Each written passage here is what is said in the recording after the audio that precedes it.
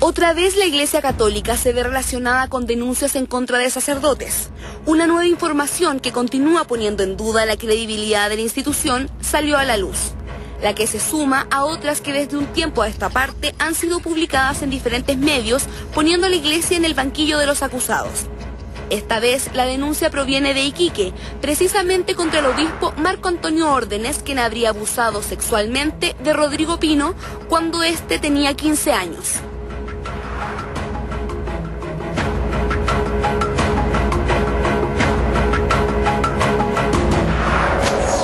En esa época, el joven era acólito de la Catedral de Iquique y Órdenes el rector del Santuario de la Tirana.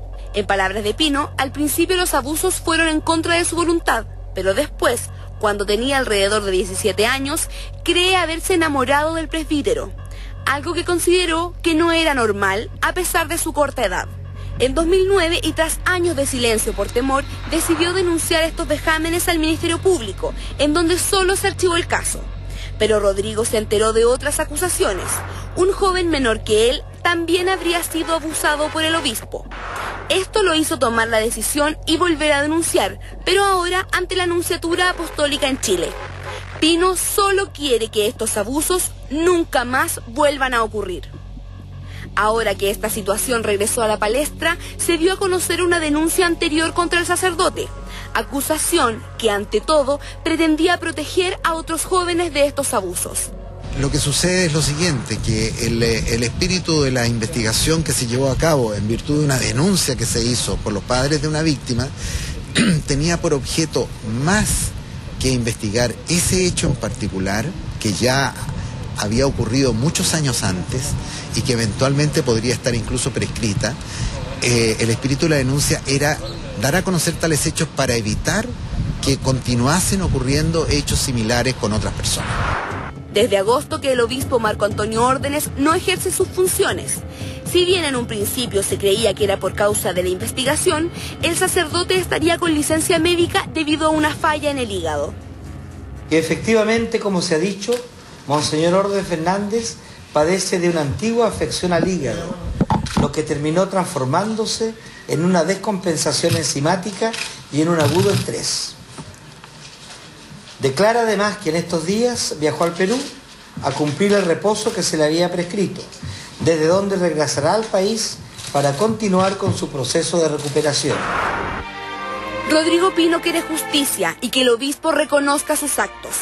Solo le queda confiar en que esta vez su caso no quede nuevamente archivado y logre llegar a fin por él y todos quienes esperan que estos abusos nunca más se vuelvan a cometer.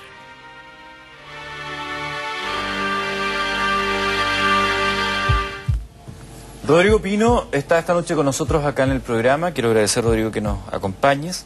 Y quiero, antes de comenzar nuestra conversación, aclarar un par de puntos que para ti también son relevantes.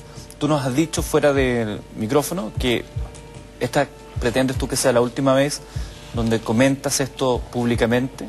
Tú has venido también por tu propia voluntad, no hay un pago, él ha venido desinteresadamente, no hay un pago por tu presentación acá esta noche, y además traes una prueba de audio que vamos a escuchar dentro de algunos instantes más, que ha sido visada por tu abogado y también por el fiscal. Correcto. Eso es el contexto en el cual vamos a hacer esta conversación con Rodrigo Pino. Rodrigo acusa justamente al obispo de Iquique, Marco Antonio Órdenes, por el delito por el presunto delito de abusos sexuales, algo que había ocurrido desde que tú tenías 15 años. Eso fue el año 1997. Correcto, sí. ¿Tú eras acólito en aquel entonces? Sí, bueno, te quiero contar un poco. Yo antes era salesiano de Iquique. Perfecto. Estudié en el colegio salesiano, el cual yo tenía mucho interés de ser sacerdote. ¿Te gustaba la vida? ¿Tenías sentía la vocación? Correcto, y estuve en jornadas vocacionales en los salesianos, el cual en ese momento estuve en Quilpué, en el Cambusca. Estaba el padre Audín Araya como director de todas las jornadas vocacionales. Y bueno, antes del obispo, yo tuve 2 abusos anteriormente. ¿Antes de él? Correcto, que es el padre Audín Araya y el padre David Segovia, que es el franciscano, el cual yo ya di a conocer en la nunciatura de de acá de Santiago. Tú, perdón, antes entonces del caso de Marco Antonio Órdenes, que es el que veíamos en la nota, que es el que se está investigando, tuviste 2 casos de abuso. Tenías 15 años. En ese 14, instante. 15 años. 14, 15 años. Correcto. Y ¿Qué tipo de abusos fueron los que cometieron contigo? Bueno, el padre Audín Araya, acá en la cisterna, cuando estaba anteriormente en esos tiempos, me empezó a tocar los genitales en su pieza, y yo salí arrancando y llorando, y me acuerdo que él me fue a buscar en la camioneta roja y me fue a llevar a donde mi tía, en Las Condes, y yo le dije que no quería saber más de él porque yo lo conocía como director de Iquique. Antes era director en los tiempos que estaba mi hermano en el colegio. Y ahí no supe más de él, no dije nada, pero el interés en mí de ser sacerdote seguía en pie. Perdón, este sacerdote Audín Araya que tú mencionas, ¿es el mismo que fue formalizado el año 2008 en Concepción por el mismo delito de abuso sexual? Sí. ¿Es la misma persona? La misma persona. En Concepción fue formalizado por otros casos, no por el tuyo no quedó en nada. No, porque yo recién en abril, cuando hice la denuncia por el obispo, también con el notario, el nuncio y el vicario, que es el padre Jaime Ortiz, informé del mismo abuso que yo pasé con el padre Audín. Y luego viene otro abuso sexual. Correcto, después de eso, como te decía, yo igual seguía con mi inquietud de ser sacerdote. Y fui a donde los franciscanos, participaba en los carismáticos yo en ese tiempo. Perfecto. Y yo me fui a confesar con el padre David Segovia, y me hace lo mismo que Ave María Purísima sin pecado concebida, y me agacha la cabeza para hacerle sexo oral. Igual me fui arrancando y llorando. Perdóname que te lo diga, porque yo también estudié en un colegio de sacerdotes y también nos llevaban a confesiones, y tengo la certeza que nunca pasó nada en mi colegio. Cuando tú te acercas a este sacerdote a confesarte, ¿era la primera vez que te confesabas con él? ¿Que te toma la cabeza? Correcto. ¿Nunca se habían visto? No, es que, mire, el tema es que el padre David es muy conocido porque participaba también con los carismáticos. Como te digo, yo ingresé en la iglesia de San Francisco. ¿Se ubicaban? Nos ubicamos porque Iquique es muy chico. Correcto. Y todos los sacerdotes ya se ubican entre todos. Pero nunca habías tenido mayor acercamiento con él. ¿Era la primera vez que ibas a confesarte? Correcto, porque ¿Y te toma la cabeza y te lleva hasta su pene para que le practiques sexo oral? Correcto, y yo me fui arrancando. El tema es que, bueno, este padre, yo siempre veía que se daba besos en la boca con los jóvenes, o le daba besos a los jóvenes, a los hombres. Yo siempre recuerdo eso, y siempre le decía a mi mamá eso y encontrábamos extraño. Y yo primera vez que me fui a confesar y me pasó esa situación, y yo me alejé de los franciscanos. ¿Y se lo dijiste a alguien eso? No, a nadie, hasta el momento, por un tema de miedo, la verdad, por un tema de que me sentía culpable, a la vez que lo que me pasó con el padre David Segovia, yo se lo comenté al obispo en ese momento. Y él me dijo, no le cuentes a nadie, tampoco a tus padres, porque le vas a hacer un daño a ellos. Y vas a hacer una polémica en todo esto. ¿Y nadie se preocupó del daño que te hacían? Solamente él sabía, el obispo sabía que me había pasado esa situación con David Segovia. Y por extraño que parezca, por infortunado que parezca, por tercera vez te viene a ocurrir algo, pero en esta oportunidad con el sacerdote Marco Antonio Órdenes, por lo que tú has relatado es distinto, porque tú te llegas a enamorar de él, o empiezas a sentir una atracción distinta hacia él. Correcto, bueno, como te decía, yo igual después de esa situación volví nuevamente a creer en todo de ser sacerdote y entré a la iglesia, a la catedral, con el padre David Fajardo como acólito, en el año 97 más o menos, 96, 97, como acólito participaba ahí, y Pablo General, un joven de acólito en ese tiempo, me presentó al rector de la Tirana, que actualmente es el obispo de Iquique, para ofrecerme la invitación de los encuentros de acólitos que hacían en ese tiempo, que eran encuentros a nivel local de todas las iglesias de Iquique, Pozo Almonte y los pueblos del interior. Nos juntábamos en la Tirana para participar, hacíamos juegos, jornadas. Correcto. Y ahí, bueno, yo conocí al monseñor, y él se hizo muy amigo mío. ¿Monseñor es Marco Antonio Órdenes? Correcto, Marco Antonio Órdenes, y le manifesté la inquietud de ser sacerdote. Le conté las situaciones que me habían pasado con los otros sacerdotes, y yo quería descubrir cómo era la vida diocesana, porque los franciscanos y los salesianos es una vida de comunidad, y los diocesanos una vida más solitaria.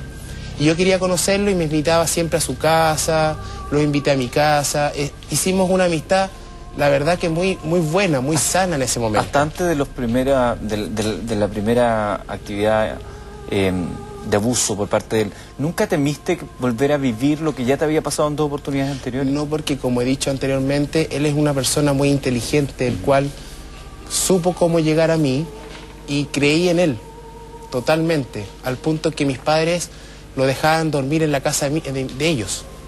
Se ganó la confianza de usted. Se ganó la confianza tanto con mía como mi familia completa, de mis hermanos y de mis padres. ¿En qué minuto se trastoca todo y pasa de ser una amistad, cercanía, la guía espiritual, a esta acción sexual hacia ti?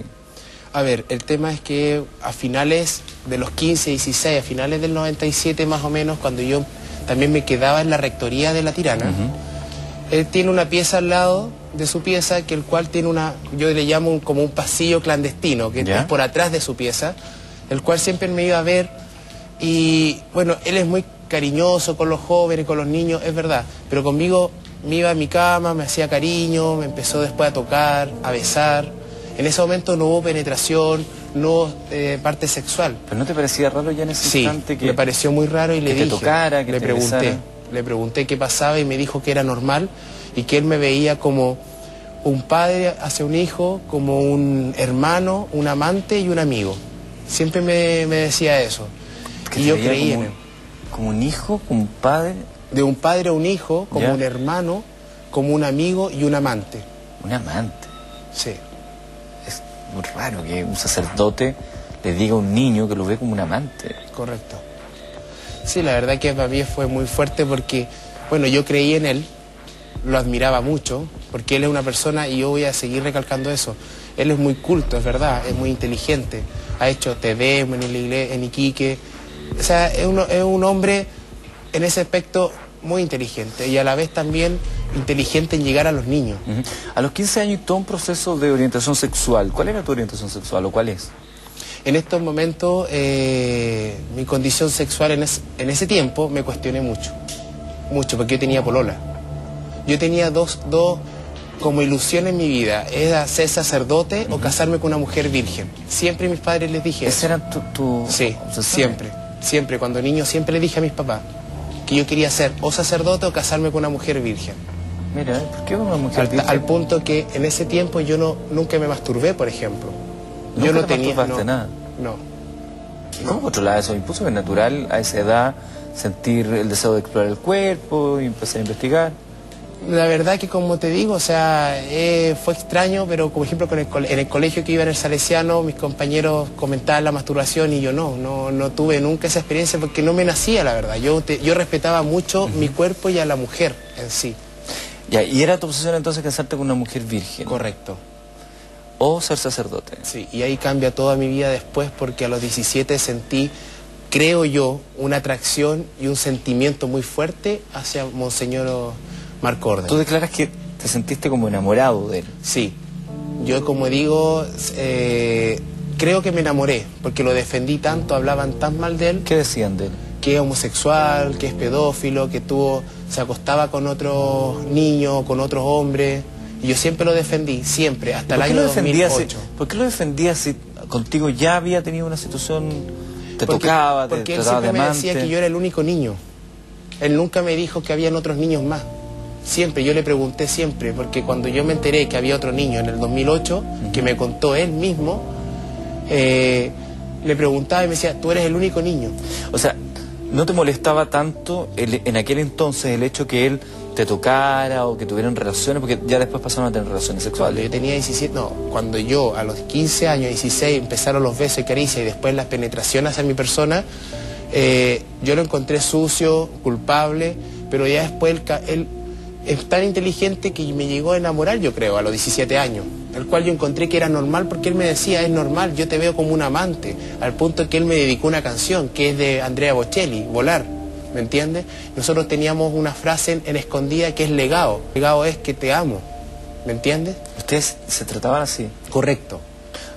Tú estabas entonces en aquellos años ya teniendo una vida sexual, homosexual, con el sacerdote y al mismo tiempo lo defendías porque tenías esta fascinación con él, este enamoramiento, lo defendías cuando otras personas te decían que él era degenerado, que era un pedófilo. Correcto.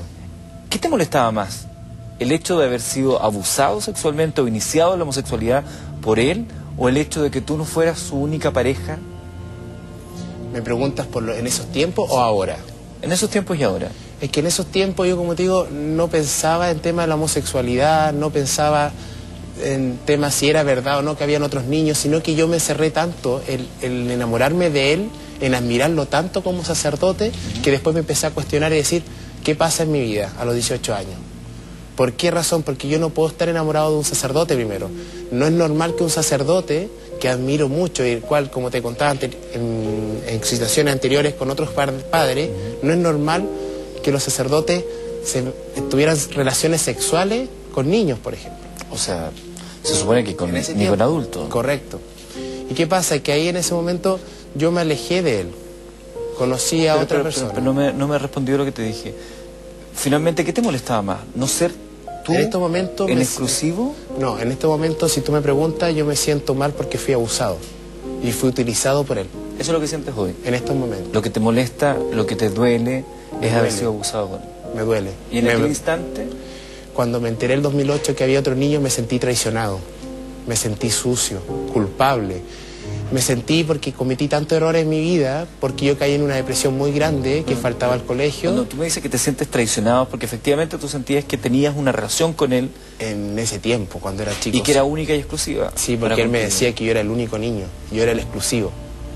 Y dentro del universo, del mundo que te armaste, estaba la relación del sacerdote con un niño. Sí. Una relación carnal. Correcto. Existía, pero solo contigo, no podía existir otro. Es que no era solamente carnal, habían sentimientos de por medio. Como te digo, ya que él me haya dedicado una canción, que tengamos una frase que es legado, que en latín dicen que es te amo, ya era para mí muy significativo. ¿Tú te sentías especial? Sí, muy especial. Me sentí muy especial con él en ese tiempo. ¿Nadie se dio cuenta de que estabas enamorado del sacerdote? No, pero mi padre y mi madre encontraron muy extraño que yo cuando, en ese tiempo en la enseñanza media, faltaba al colegio, me iba a verlo a él, a la catedral, hay unas piezas con su oficina, lo iba a pasar a ver a él, bajé mi rendimiento escolar, casi repito por inasistencia en el colegio, caí después con el tiempo cuando me alejé de él, caí en una depresión muy grande, me intenté suicidar, caí en drogas, ¿me entiendes? O sea, para mí fue fuerte. Yo me alejé de él a los 18 años gracias a una persona, que no voy a mencionar, que le agradezco tanto porque me sacó del lado del obispo. ¿No es del mundo de la iglesia? No, no. Una persona querida por mí, el cual respeto mucho y no voy a mencionar, pero lo agradezco porque Monseñor me llamaba y se ponía como celoso diciéndome que no me juntara con esta persona. Y yo comencé una relación y yo tranquilamente me desligué del obispo. O sea, a los 18 años tú finalmente los dejas al obispo porque tú empezaste una relación con otro hombre y con esa persona te sentías ya más a gusto. Correcto, sí. ¿Y el sacerdote ahí se puso celoso de este otro hombre? Sí, de todas maneras, y además que la otra persona me decía por qué te prestaba el auto, por qué te daba dinero, y encontraba eso, porque yo le conté la verdad. ¿Le contaste a esta nueva pareja tuya que habías tenido una relación con el obispo? sacerdote? Sí le conté, y sabe muy bien que, y si me está viendo se va a acordar de todo, ¿me entiendes? Y para mí fue fuerte, y yo lo agradezco, porque fue como sacarme de mi lado una persona que yo admiraba y que yo estaba como obsesionado. Porque, por ejemplo, una amiga me comentaba anoche, ¿te acuerdas cuando tú eras niño y él decía, Rodrigo, ven para acá o quédate hasta el final? Esas cosas yo no me acordaba, por ejemplo. Ayer me hizo recuerdo y es verdad, o sea, la gente que estuvo más cercana se daba cuenta que él siempre me decía, ya Rodrigo, yo te llevo, por ejemplo, al colegio. Cuando yo me iba a buscar al colegio en la casa de mis padres, me daba un beso en la boca, por ejemplo. O sea, si tú crees, por ejemplo, si tú me preguntas en este momento, ¿te sentiste enamorado ahora que teniendo 30 años? Yo siento que no me enamoré, sino que fue una obsesión, y además también él supo hacerla muy bien porque yo era un niño, el cual yo soy el menor de 3 hermanos, yo soy la guagua de la casa, yo me protegían tanto, vivía en una burbuja y ver esas cosas para mí era como, ya confiaba, yo era muy confiado con la gente, yo creía en la gente. ¿Es que te manipuló? Sí. ¿Tu familia en qué momento se da cuenta o tú le confías esta situación que te había tocado vivir?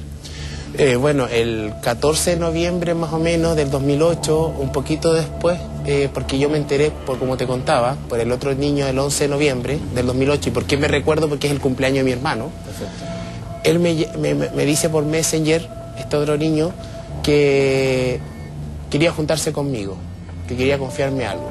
Y yo le dije a mi papá que se vaya, por favor, que va a venir esta persona, ningún problema. Este niño participaba también en la iglesia. Yo lo conocía porque es mucho más chico que yo. En ese momento, en el 2008, él tenía 19 años y yo tenía 26. Perfecto. Y me dice, bueno, como te contaba, cuando yo tuve esa relación con el otro hombre, yo bloqueé después toda esta escena, esta situación de abuso, y cuando habló este niño, renació o reviví todo. Correcto. En mi cabeza, en mi mente, el cual yo estaba con psiquiatra.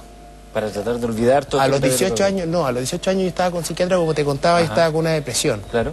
Me intenté suicidar, caí en droga, y mi psiquiatra nunca entendía el porqué, ni mi familia tampoco, porque yo oculté esto, por un tema de culpa. Hacías terapia, pero nunca se lo dijiste. Nunca le dije a nadie, nunca. Hasta el día 14 de noviembre del 2008, porque cuando este niño me empieza a contar todo, reviví todo en mi cabeza, me sentí mal, me fui en un hoyo muy grande, y le conté a mi psiquiatra, que es Carlos Cáceres, que agradezco mucho. Y ahí nos juntamos con mis padres, porque mi padre es una persona que defiende a los suyos como cualquier papá. Y nosotros con el psiquiatra decíamos, hay que decirlo con el psiquiatra para que mi papá no quiera ser otra cosa como agresivo con este obispo. Y le conté a mis papás en esas fechas más o menos, en noviembre, diciembre del 2008, delante del psiquiatra, mis padres. Fue un tema traumático.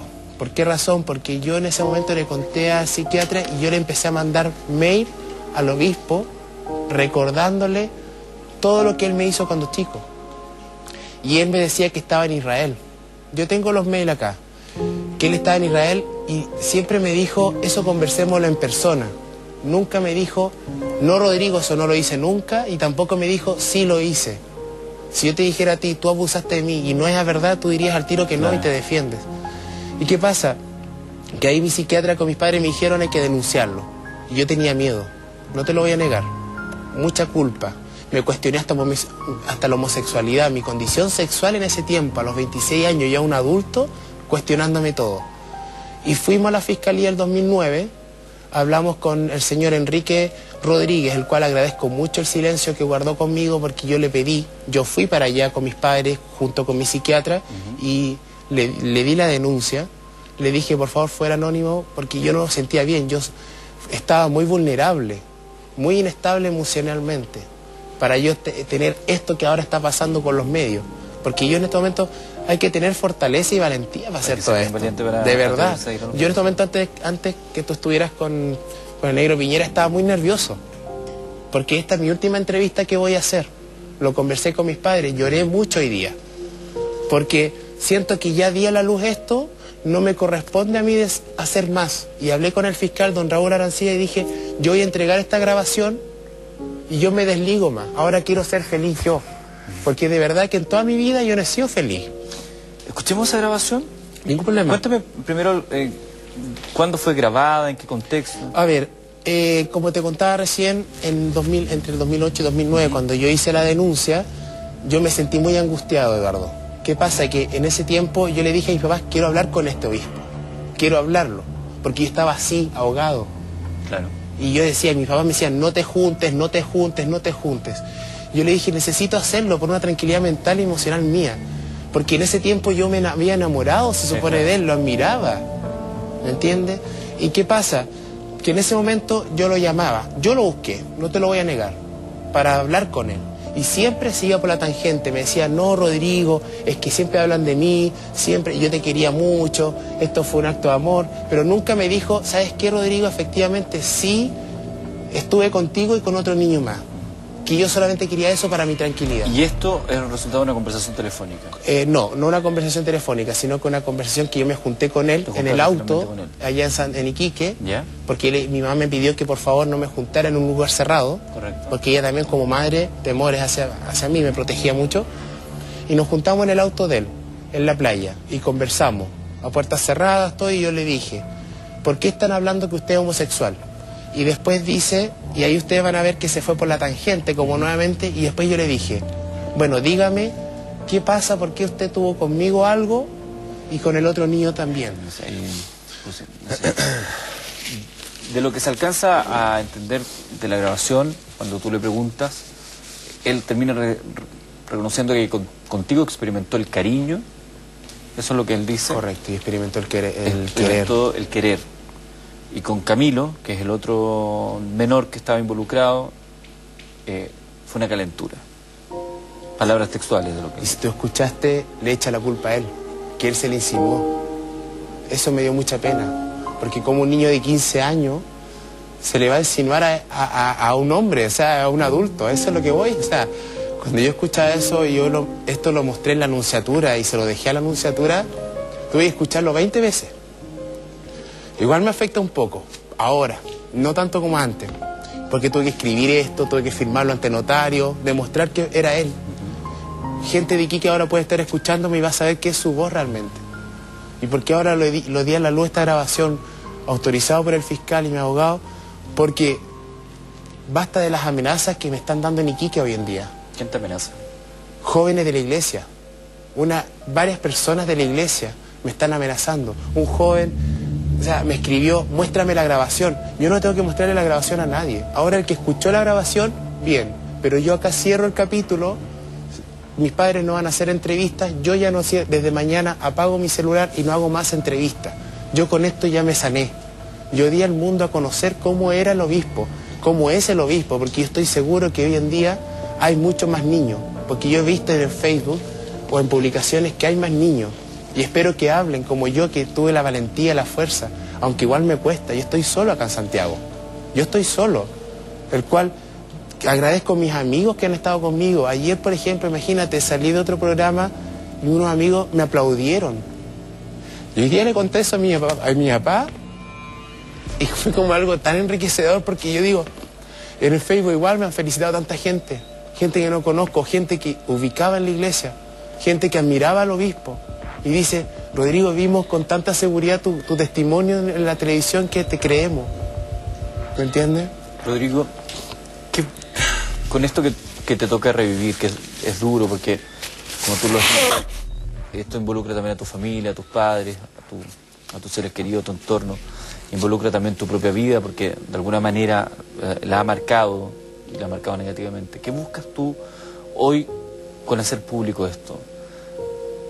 En este momento yo lo que estoy buscando, como vuelvo a repetir, justicia, sanidad mental para mí, para mi familia, el cual yo estuve súper mal y estaba muy ahogado mucho tiempo por culpa, por miedo. Y ahora me siento más tranquilo. ¿La iglesia cómo se ha portado contigo? En estos momentos no te voy a negar que bien. Anteriormente tuve un poco de quejas, pero la verdad agradezco al padre Javier Ortiz, agradezco al nuncio, porque antes de ayer yo lo llamé y le planteé esto, le dije, y me dijo, Rodrigo, prepárate porque van a estar muchos medios. Cuenta con nosotros. Y ahí yo grabé esa conversación también para que sentirme protegido por ellos. Y decir también que lo que yo quiero lograr, que este obispo de Iquique salga de la iglesia. Ya no dé más testimonio en una misa. Que no tenga más contacto con niños. Porque muchos niños me decían, otros jóvenes me decían, pero que nunca me pasó a mí nada. Bueno, a mí sí. Y a Camilo, otro niño, también. Rodrigo, si pudieras hablarle a Marco Antonio Órdenes, imaginando que está ahí en esa cámara, ¿qué le dirías? La cámara es tuya. Acá estoy, hablé la verdad, monseñor, tuvimos una conversación, el cual usted me dijo que si yo había sido el que hice la denuncia en la anunciatura y le negué todo. Acá estoy, sí, fui yo. Con el dolor, y le pido que reconozca esto. Lo reconozca. Y yo hasta el día de hoy rezo por usted igual, porque mi fe no ha perdido, mi familia tampoco. Y lo único que le pido, que reconozca esto, lo reconozca, por favor, se lo pido. Tuve que llegar a grabarlo para que mucha gente crea más en mí que en usted, el cual lo admiramos mucho. Jóvenes, niños, por favor, solamente eso pido. Que se ponga los pantalones y hable, por favor. Rodrigo, muchas gracias por habernos acompañado. Que siga adelante todo como debe ser. Muchas que la gracias. justicia ojalá actúe como esperamos, que actúe la justicia. con los pantalones puestos, y la iglesia especialmente también. Qué bueno lo que tú dices, que la iglesia te está escuchando. En este año que llevamos de programa hemos escuchado otros casos donde las víctimas han dicho la iglesia no nos ha escuchado.